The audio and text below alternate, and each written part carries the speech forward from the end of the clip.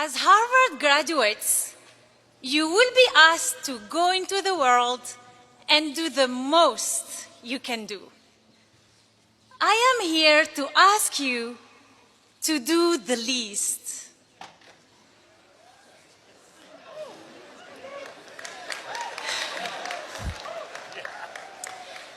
I grew up in a small village in Algeria.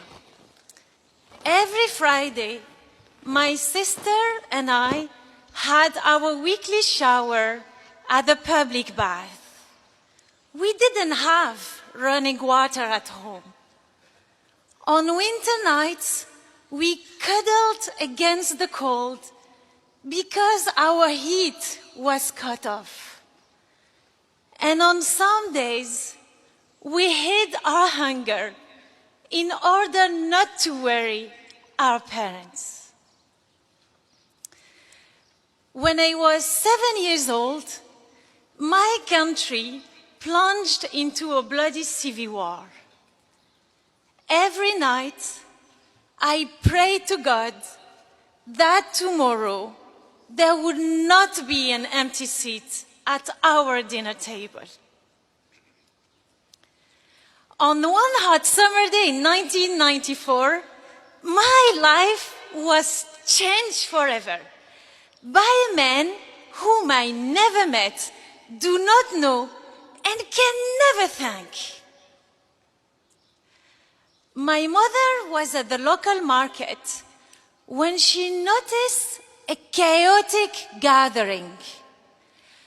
Wading into the crowd, she learned that the French government was allowing some Algerians to find refuge from war. All you had to do was write your name on a list. My mother desperately wanted to sign that list. That list might promise her daughters a better future.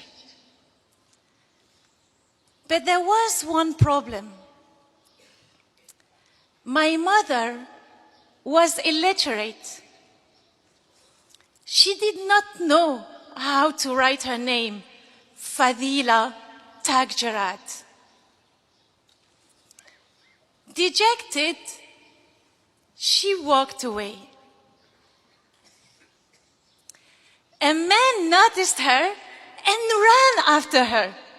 He got my mother's name and wrote it down on the list.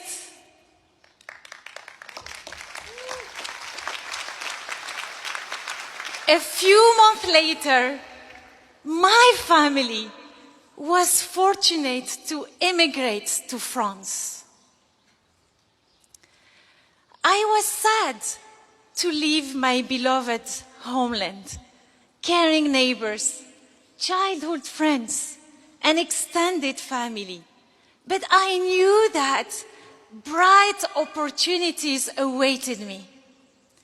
Had I stayed in my village, assuming I was spared from bullets or bombs, my life would have been very different. I would not have become the first woman in my family to graduate from college, to work and live abroad. I would not have had the chance to call Harvard my home this past year. As we are graduating today, I still find myself asking, why did this wonderful man run after my mother? A simple gesture of writing a stranger's name on a page offered an entire family hope for a better life. He will probably never know the difference he made. But from the small seeds of his goodness have grown fruits of prosperity for my family, myself, and everyone whom we touch. I now have the ability to shape my world.